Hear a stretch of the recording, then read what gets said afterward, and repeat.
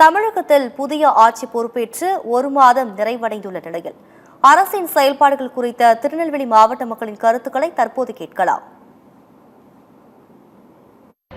அவர் பதவியேற்று 1 மாதத்துக்குள்ள நல்லா அழகாக பண்ணிட்டு இருக்காரு. ஒரு அனுபவம் இல்லாத எந்த இது இல்லாதால் செய்து பெரிய விஷயம், வெற்றியே மிகப்பெரிய வெற்றி. நாங்களாம் எதிர்பார்க்கவே இல்லை. இன்னும் நல்லா இருக்கும் நினைக்கிறேன். மக்கள் மிகப்பெரிய எதிர்பார்ப்போடு காத்திருக்காங்க, செய்வார்னு எதிர்பார்க்குறேன். அந்த அனுபவமின்மை அப்படிங்கிறது நிறைய நிகழ்ச்சிகளில் நாம் பார்க்குறோம். அதனால் யார் வேண்டுமானாலும் ஒரு சாதாரண நிலையில் இருப்பவர்கள் பெரிய பதவிக்கு வரலாம், அதெல்லாம் ஒன்றும் தவறு கிடையாது ஜனநாயக நாட்டில். ஆனால் அந்த பதவிக்கான மரியாதையை சற்று கற்றுக்கொண்டு அல்லது முன்னவர்கள் வழி நடத்திய பாதையை கொஞ்சம் திரும்பி பார்த்து கொண்டு அதில் பயணித்தா இந்த மாதிரி குற்றங்குறைகள் அதாவது எதுவும் தெரியாதவர்கள் நம்மை ஆள்கிறார்கள் அப்படிங்கிற ஒரு குற்றங்குறை நமக்கு தோணாது. முதலமைச்சரே கூட இன்னும் பிரச்சார மோட்லேருந்து வரலைங்கிறத அவர் திருச்சி கூட்டத்தில் நாம் பார்த்தோம். மிகச்சிறந்த புள்ளி விவரம் தரக்கூடிய ஒரு சொற்பொழிவுகளை தர அளவுக்கு தன்னை பக்குவப்படுத்தி கொள்ள வேண்டும். அவர் மாறினார்னா நல்லது, இல்லை இதே நிலையில் இந்த ஆட்சியும் இந்த அமைச்சர்களும் தொடருமானால் அது தமிழகத்துக்கு ஒரு இருண்ட காலமாகத்தான் அமையும். அவர் செயல்பாடுகள் நல்லா இருக்குது, இன்னும் போக போக நல்லா தான் இருக்கும். இந்த டாஸ்மார்க்கை அடைச்சதுக்கு ரொம்ப நன்றி. இன்னும் போக போக அதை குறையும், முழுமையாக அடைச்சிட்டா மக்கள் நல்லா இருப்பாங்க.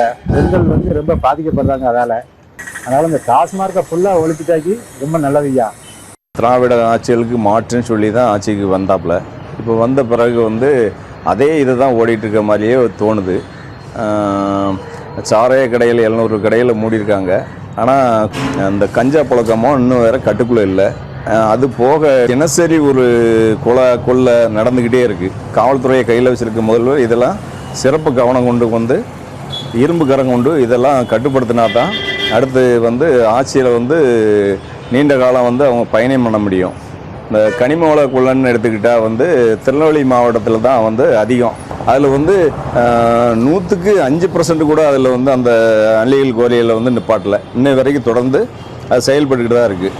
அதை தடுத்து நிறுத்தணும், கனிம வள கொள்ளையை தடுத்து நிறுத்தணும். அதுபோக மது போதையில் நடக்க இந்த சட்டவிரோத செயல்களை இரும்பு கரை கொண்டு ஒடுக்கணும். தமிழக முதலமைச்சர் விஜய் அவர்கள் என்ன சொன்ன வாக்குறுதியில் நாங்கள் ஆட்சிக்கு வந்தோம் உடனே 2500 ரூபா மகளிர் திட்டமும், அது மட்டும் இல்லாமல் 60 வயசுக்கு மேலே 3000 ரூபா சொன்னாங்க. ஒரு இதுவும் நிறைவேற்றவில்லை. விஜய் சார் சொன்னார், நாங்கள் ஆட்சிக்கு வந்த உடனே கையெழுத்து போடணும். விவசாயிகள் 3 லட்சம் முடிய தள்ளுபடினாங்க. சிறு குறு விவசாயிக்கு 50,000 அதையும் பாதிலும் 20,000 தள்ளுபடி கட்ட வேண்டிய லோனு. எதுக்கு இது சொல்ல வேண்டிய அவசியமே இல்லையா?